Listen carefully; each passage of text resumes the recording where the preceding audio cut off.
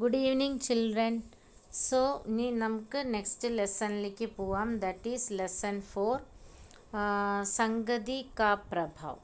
സംഗതി കാ പ്രഭാവ് എന്ന് പറഞ്ഞാൽ, സംഗതി എന്ന് പറഞ്ഞു കഴിഞ്ഞാൽ കമ്പനി. നമ്മുടെ പാരൻസും നമ്മൾ വീട്ടിൽ നിന്ന് ഇറങ്ങുമ്പോൾ നമ്മുടെ വീട്ടിലുള്ളവർ എപ്പോഴും പറയുന്നതാണ്, നല്ല കൂട്ടുകാരുടെ കൂടെ കൂടൂ, പഠിക്കുന്ന കുട്ടികളുടെ കൂടെ കൂടൂ, അല്ലേ, ചീത്ത കൂട്ടുകെട്ടിൽ പെടരുത്, അങ്ങനെയൊക്കെ പറയാറുണ്ട്. അത് കുറേയൊക്കെ മീനിങ് ഫുള്ളാണ്, അർത്ഥമുള്ള വാക്കുകളാണ് അവർ പറയണത്. കാരണം നമ്മൾ നല്ല കുട്ടികളുടെ കൂടെ കൂട്ടുകൂടിയാലേ നമുക്ക് നല്ല സ്വഭാവം പഠിക്കുള്ളൂ. ചീത്ത കുട്ടികളുടെ കൂടെ കൂട്ടുകൂടി കഴിഞ്ഞാൽ അവരുടെ ചീത്ത സ്വഭാവങ്ങളാണ് നമ്മൾ ആദ്യം പഠിച്ചെടുക്കുക. ഓക്കെ, അപ്പോൾ അതിനാണ് എപ്പോഴും നല്ല കുട്ടികളായിട്ട് വേണം കൂട്ടുകൂടാൻ എന്ന് പറയണത്. ഓക്കെ, അപ്പോൾ അതിന് ഒരു സ്റ്റോറിയിലൂടെ, ഒരു 2 പാരറ്റിലൂടെ ഓത്തർ നമുക്ക് പറഞ്ഞു തരാണ് എങ്ങനെ ഒരു സർക്കംസ്റ്റൻസസ്, നമ്മൾ വളരുന്ന സാഹചര്യം, നമ്മുടെ കമ്പനി, നമ്മൾ ആരായിട്ടാണോ കൂടുതൽ അടുത്തിരിക്കുന്നത് അവരുമായിട്ടുള്ള കമ്പനി മൂലം നമുക്ക് ഉണ്ടാവുന്ന മാറ്റങ്ങളെ പറ്റിയിട്ട് ആണ് പറയുന്നത്. അത് ഒരു തത്തമ്മയുടെ എക്സാമ്പിൾ വെച്ചിട്ടാണ് നമ്മുടെ ഓതർ ഇതിനെപ്പറ്റി പറയണത്. ഓക്കെ, സോ നമുക്ക് ലെസണിലോട്ട് പോവാം. സോ ലെസൺ 4, സംഗതി കാ പ്രഭാവ്. कठिन शब्द: विस्मय, अतिथि, अमृत, वन संपदा, अर्घ्य, शक्तिशाली, निरीक्षण, स्वभाव, धनुर्विद्या. एक राजा घोड़े पर सवार होकर अपने राज्य की वन संपदा का निरीक्षण करते हुए वन में अकेला जा रहा था. അപ്പോൾ ഒരു രാജാവ് അദ്ദേഹത്തിൻ്റെ കുതിരപ്പുറത്ത് അവിടുത്തെ വൻ സമ്പത എന്ന് പറഞ്ഞാൽ എന്താണെന്നറിയോ? ഫോറസ്റ്റ് ട്രഷർ, അല്ലേ? ഫോറസ്റ്റും ട്രഷറാണ്, അല്ലേ? കാട്ടിലെ തടികളൊക്കെ വിറ്റിട്ട് കാശൊക്കെ ഉണ്ടാക്കാം, അങ്ങനെയൊക്കെ ചെയ്യാം. അപ്പോൾ കാടിനെ സംരക്ഷിക്കുക. അപ്പോൾ ആ കാടിൻ്റെ സതൊക്കെ നോക്കാൻ വേണ്ടിയിട്ട്, ഒബ്സർവ് ചെയ്യാൻ വേണ്ടിയിട്ട് രാജാവ് കുതിരപ്പുറത്ത് പോവാണ്. जब वह डाकुओं की बस्ती के पास से निकला, तभी डाकुओं के सरदार के द्वार पर लकड़ी के पिंजरे में बंद तोता पुकार उठा, दौड़ो पकड़ो, लूट लो इसे, इसका घोड़ा छीन लो, पकड़ो पकड़ो. അപ്പോൾ അദ്ദേഹം ഇങ്ങനെ പോയി കള്ളന്മാർ താമസിക്കുന്ന പ്രദേശത്ത് കൂടെ പോയി. അങ്ങനെ പോയിക്കൊണ്ടിരിക്കുമ്പോൾ ആ കൊള്ളത്തലവൻ്റെ വീടിൻ്റെ മുമ്പിൽ ഒരു മരത്തിൻ്റെ കൂട്ടിൽ ഉള്ളൊരു തത്തമ്മ ഇങ്ങനെ പറയാൻ തുടങ്ങി, ദൗഡോ പക്കടോ, ഓടി വരൂ, അത് അയാളെ പിടിച്ചോളൂ, അയാളുടെ കുതിര നല്ല,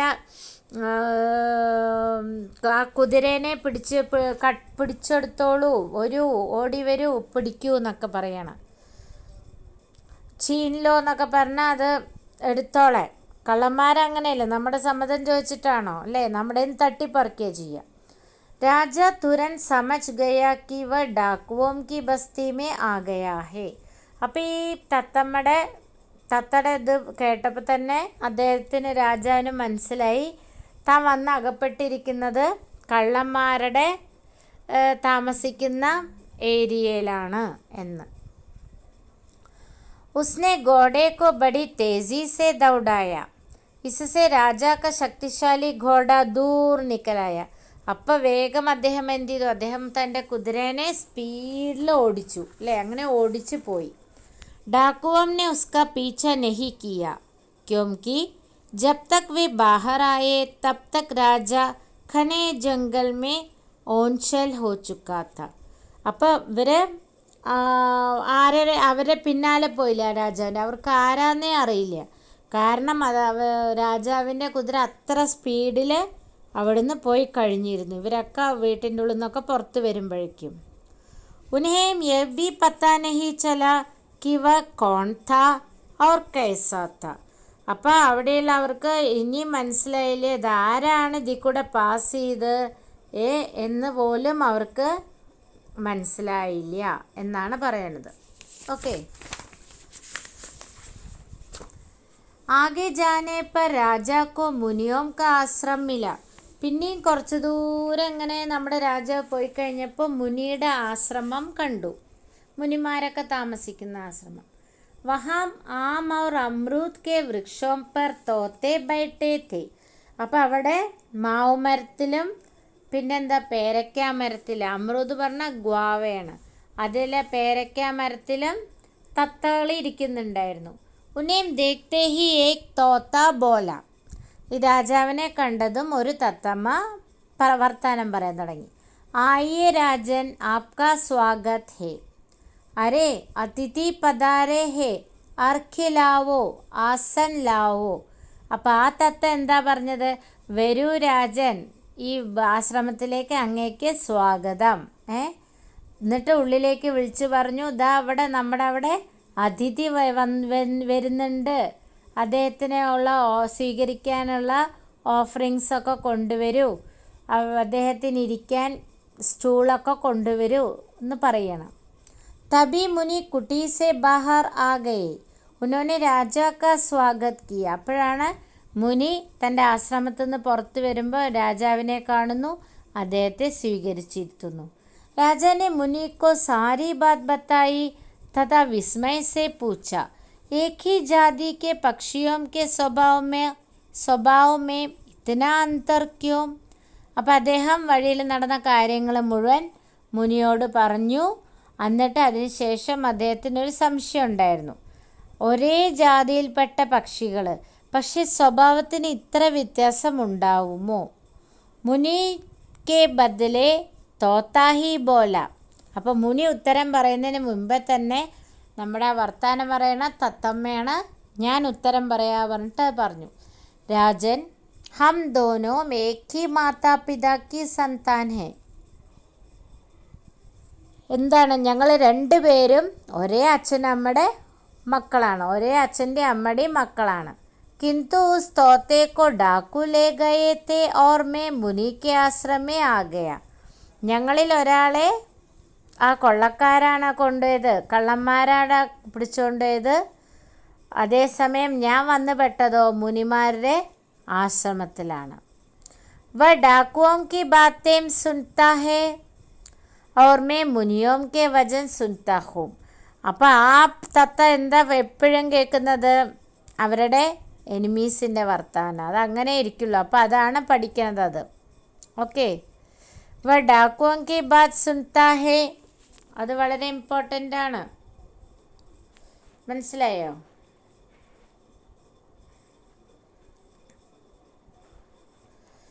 वह डाकुओं की बात सुनता है और मैं मुनियों का बात सुनता हूँ.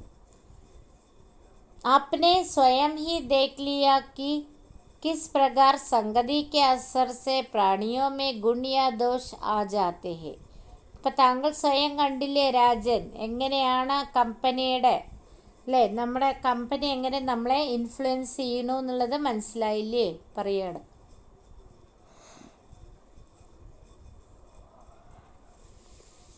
ആശ്രം മേ 2 दिन रहकर രാജ ലൗട്ടായ. അപ്പോൾ അവിടെ ആശ്രമത്തിൽ 2 ദിവസം താമസിച്ചിട്ട് അദ്ദേഹം തിരിച്ചു വന്നു. ഉസ്നെ അപ്നെ മന്ത്രിയോं के साथ सलाह कर डाकुओं की बस्ती में एक उपनगर बनवाया. അപ്പോൾ അദ്ദേഹം വന്നത് മന്ത്രിയായിട്ട് ഒരു ചർച്ചയൊക്കെ ഉണ്ടായി, മന്ത്രിയോട് ഒരു അഡ്വൈസ് ചോദിച്ചു. മനസ്സിലായോ? എന്തിനാണ്? ഇവരുടെ ഗ്രാമത്തിൽ കുറച്ചും കൂടി ഓരോ കാര്യങ്ങളൊക്കെ കൊണ്ടുവരാനായിട്ട്. डाकुओं की बस्ती में एक उपनगर बनवाया. डाकुओं को डाका डालने की नौबती नहीं आए. അപ്പോൾ അദ്ദേഹം ചെയ്തു, അവിടെ ഒരു ഉപനഗരം ഉണ്ടാക്കിയിട്ട് അവിടെ അതിലത്തെ അതൊക്കെ എന്താ പറയുക, അവർക്ക് അവിടെ എല്ലാ സൗകര്യങ്ങളും ഉള്ളൊരു ഉപനഗരം ഉണ്ടാക്കി കൊടുത്തു.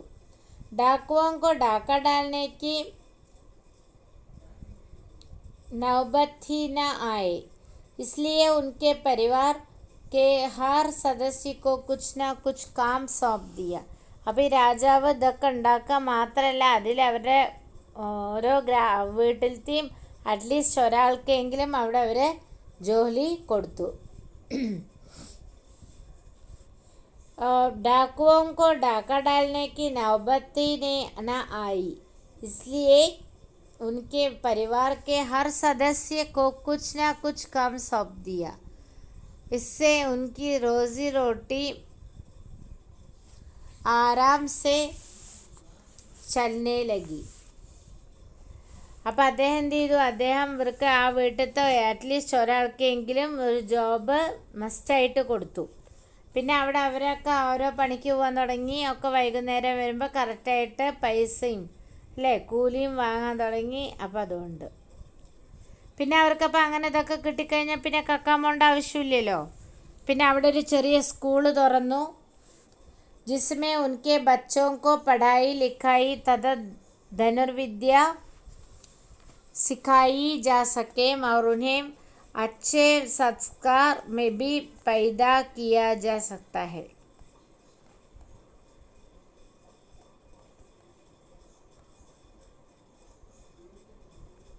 മനസ്സിലായോ? അപ്പോൾ ഇവർക്ക് പിന്നെ ഇതിന് പോണ്ടി വന്നില്ല, ഒന്നും കക്കാനും പിടിക്കാനൊന്നും. അവരുടെ മക്കളൊക്കെ എന്തായി, പിന്നെ പഠിക്കാനും വായിക്കാനും ഒക്കെ തുടങ്ങി.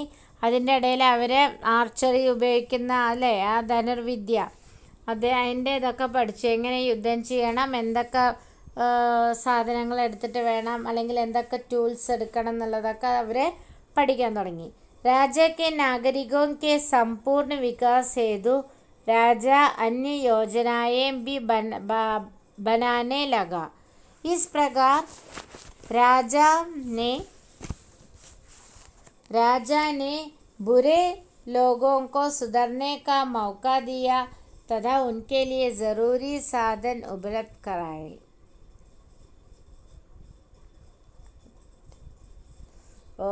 അപ്പം മനസ്സിലായില്ലേ? അങ്ങനെ അവരൊക്കെ വികാസം സ്റ്റാർട്ടഡ് ഡെവലപ്പിംഗ്.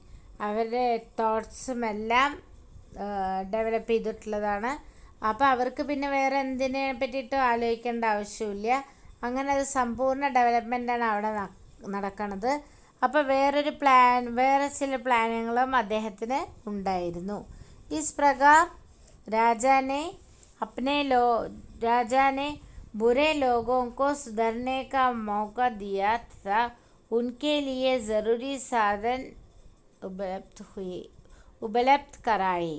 അപ്പോൾ അവിടെ എന്തായി, അവരെ ബാക്കിയുള്ളവർക്ക് എല്ലാ ആൾക്കാർക്കും നേരെ ആവാനുള്ളൊരു ചാൻസ് ഇവർ കൊടുത്തപ്പോൾ എന്തായി, എല്ലാവരും നേരെ നല്ല ആൾക്കാരായി. അവർ വീണ്ടും അടുത്തുള്ള സാധൻ ഉപലബ്ധ് കിയ, ഉൻകെ ലിയെ ജറൂരി സാധൻ ഉപലബ്ധ് കറായി. അവർക്ക് വേണ്ട അത്യാവശ്യ സാധനങ്ങളൊക്കെ ആ മാർക്കറ്റിൽ അവൈലബിൾ ആയിരുന്നു. അപ്പോൾ അവർക്കൊന്നും കക്കാൻ പോണ്ടി വന്നില്ല എന്നർത്ഥം.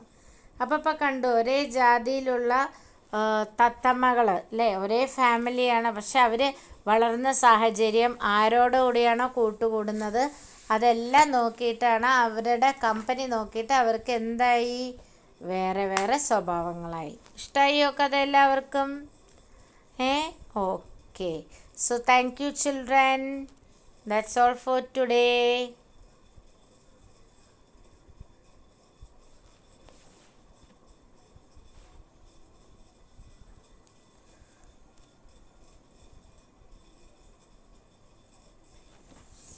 Oh, yeah.